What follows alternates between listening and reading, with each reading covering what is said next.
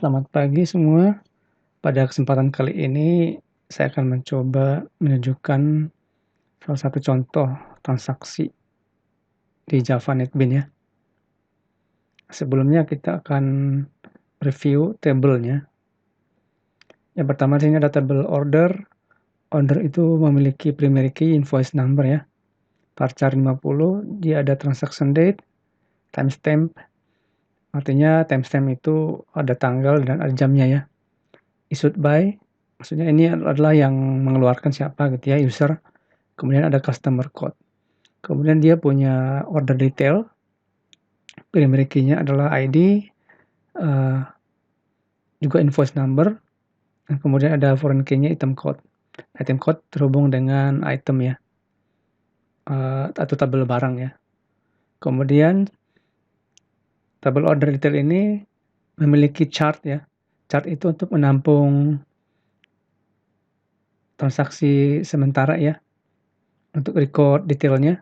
Nanti setelah ketika order dibuat, masuk ke chart, setelah chart selesai nanti chartnya akan dihapus, datanya akan berpindah ke order detail. Oke, ini gambaran dari ERD-nya, korelasi antar table. Oke. Selanjutnya kita akan masuk ke dalam aplikasinya ya.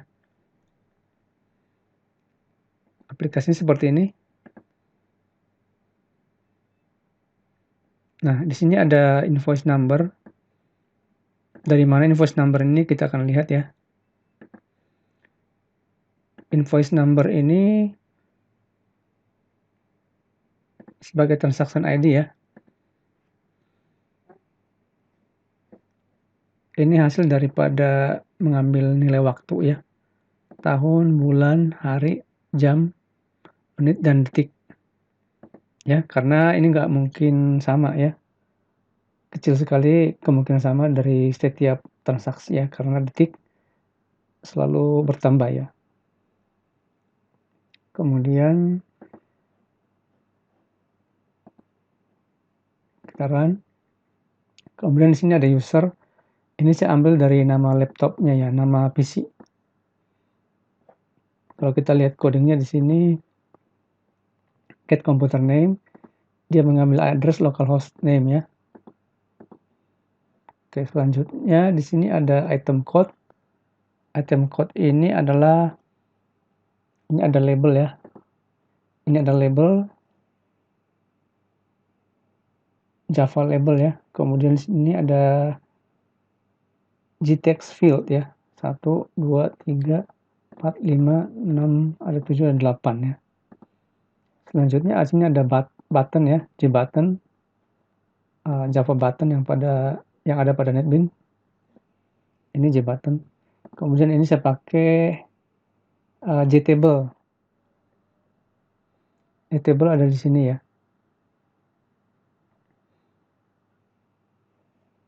Kemudian itu saja sih saya pakai ini JFrame ya. Oke, cara kerjanya seperti ini ya. Untuk aplikasinya. Ini tadi kita ambil tahun, bulan, tanggal, dan jam, detik, menit. Kemudian kita isi customer code-nya di sini. Misalnya C001. Kemudian kita masukkan item code. Di sini di table ada table barang ya, item ya.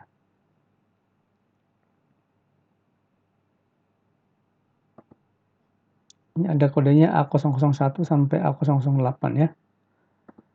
Kita masukkan A008, kita enter. Dia akan berpindah ke sini dan dia akan mengambil record dari item code A001 ini ya. Kita tinggal isi quantity 3, kemudian kita input atau kita enter ya. Codingnya sudah ada, enter. Datanya akan masuk ke dalam chart ini. Kemudian kita ambil lagi item yang lain, kita enter, masukkan jumlahnya, enter lagi, ambil lagi item yang lain, A003 misalnya, kita taruh misalnya 10, enter, A004, kita enter, enter lagi. Oke. Kalau kita perhatikan sini ada 4 record sudah terisi ya. Ini ada di mana? Ini ada di ini ya, di table chart ini ya. Kalau kita lihat ke database-nya, di sini table chart ada 4 ini ya. Ini adalah invoice number-nya, angka belakangnya 245 ini. Kemudian setelah selesai ini kita langsung proses. Nah, ketika tombol proses ditekan, ini akan melakukan aksi, yaitu tabel ini yang ada di chart akan dipindahkan ke order detail nanti. Ini masih kosong ya. Dan orders ya, order dulu sebagai headernya, baru nanti ke order detail. Dan nanti chart ini akan hilang karena ini sebagai tabel penampung sementara ya. Kalau kita keranjang belanja ya, kalau kita belanja di Tokopedia atau di aplikasi online, toko online, itu akan ada chart-nya ya. Ada chart yang disimpan di memori sementara, ada yang di table. Kalau di sini saya pilih table karena lebih aman ya, dan tidak terlampau ribet untuk memikirkan sumber resource-nya ya. Dengan rules pada Java, pada apa namanya ini, pada table JTable pada Java ini tidak terlalu ribet karena kita memakai chart-nya adalah pakai table. Oke, setelah selesai kita input apa namanya, invoice otomatis ya, customer code, dan kita sudah selesai masukkan item barang yang kita mau proses. Kemudian kita pencet proses. Ketika pencet proses, maka table dari tadi ya, saya utarakan, table dari chart ini akan berpindah ke dalam order detail dan headernya order ya, dan yang di chart ini akan hilang semua. Oke, kita langsung proses saja. Proses. Setelah ditekan proses, ini akan hilang semua, bersih, dan ini akan refresh, akan ada invoice baru karena dia menganggap kita akan melakukan transaksi baru ya. Proses, kita lakukan saja proses ya, klik. Nah, ini bersih semua. Nah, kita lihat sini sekarang, kita ke table ya, table chart, coba kita refresh. Nah, table chartnya hilang. Kemudian kita ke order. Nah, tadi kita lihat 245 ya, transaction date-nya issued by, ini PC siapa ya, nama PC ya, customer code tadi kita input. Kemudian ada order detail, kita lihat. Nah, order detail sudah masuk datanya ya. Tadi berpindah dari chart ke dalam order detail. Oke, kemudian kita bisa input lagi apa namanya, order, dan seterusnya prosesnya akan terus berlangsung seperti ini. Ini salah satu contoh dari transaksi yang mempermudah teman-teman nanti untuk membuat transaksi pada Java ya, atau pada aplikasi lain juga sama. Yang penting logikanya kita sudah dapat di sini.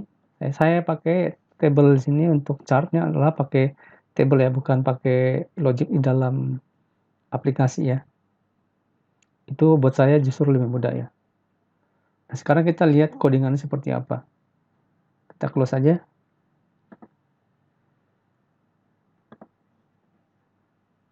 Nah, di sini ketika kita mencet input ya, tekan tombol input, apa yang terjadi? Dia save to chart ya. Kita coba navigate, go to source. Table chart di sini ada, dia masukkan data ke chart tadi ya. Setelah itu show to chart form ya. Jadi show chart to form, jadi nanti datanya akan dimunculkan di sini, di table ini yang ada di form. Itu kalau proses ketika input ya. Kemudian di sini ada event ya. Event ketika kita masukkan ke sini kode dari item, Kemudian kita lost focus, artinya kita pindah kursor ya. Apa yang terjadi ketika pindah kursor? Kita lihat sini. View find record. Nah, dia akan memasukkan data dari item code yang kita input, masukkan ke dalam beberapa teks ini ya. Teks input ini, item name, item price, user, quantity. Nah, ini saya lock karena ini nggak diinput. Price juga nggak diinput, otomatis dia ngambil dari table item ya. Measure juga, kalau quantity baru kita input. Karena kita akan beli sesuai dengan apa yang kita mau ya. Jadi quantity akan dihitung. Nah, di sini ada tombol, bukan tombol, sini nanti ada total ya. Total itu dikalkulasi ketika kita melakukan input ya. Kita lihat ya.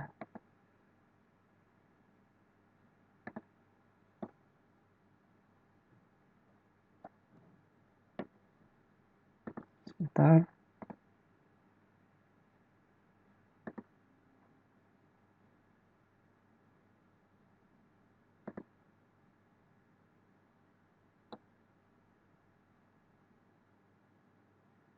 Itu chart.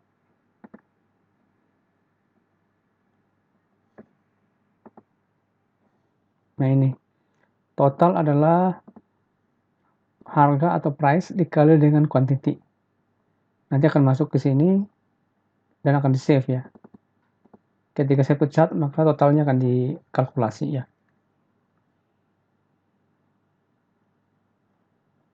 Berikutnya proses ya. Kita lihat dalam proses ini apa aja yang dilakukan. Nah, proses ini yang dilakukan yang pertama kali adalah dia mengecek customer code ya. Customer code. Jika teks dalam customer code kosong, maka dia akan kasih message ya. Please fill customer code ya. Dan fokusnya akan berpindah ke teks customer code itu, ke teks fieldnya. Kemudian jika ini customer code sudah terisi, maka dia akan save ke order. Nah, save ke order ini ada beberapa aktivitas di sini ya. Dia menyimpan data ke orders, kemudian dia akan pindahkan data dari chart ke dalam order detail. Ini ya. Ambil semua dari chart, kemudian di looping ya. Setiap recordnya di looping yang sesuai dengan invoice-nya. Invoice number yang tercatat di sini ya. Karena invoice itu sebagai key utamanya ya. Kemudian dia akan masukkan record-record tersebut ke dalam order detail. Setelah selesai masukkan semua dari chart ke dalam order detail sesuai dengan nomor invoice ya, maka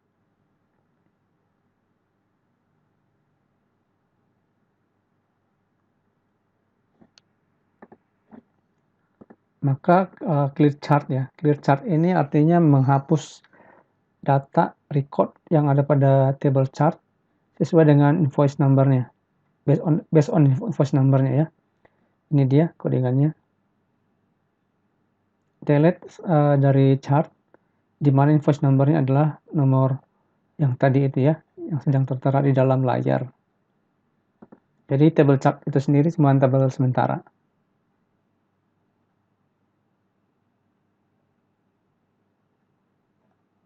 Oke. Coba kita coba ya.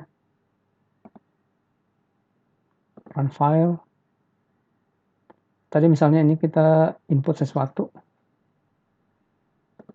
Kita proses lain kosong ya, dalam keadaan kosong.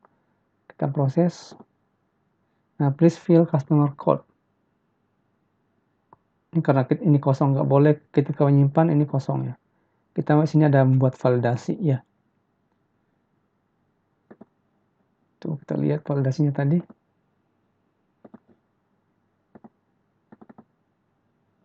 Nah, ini validasinya ya.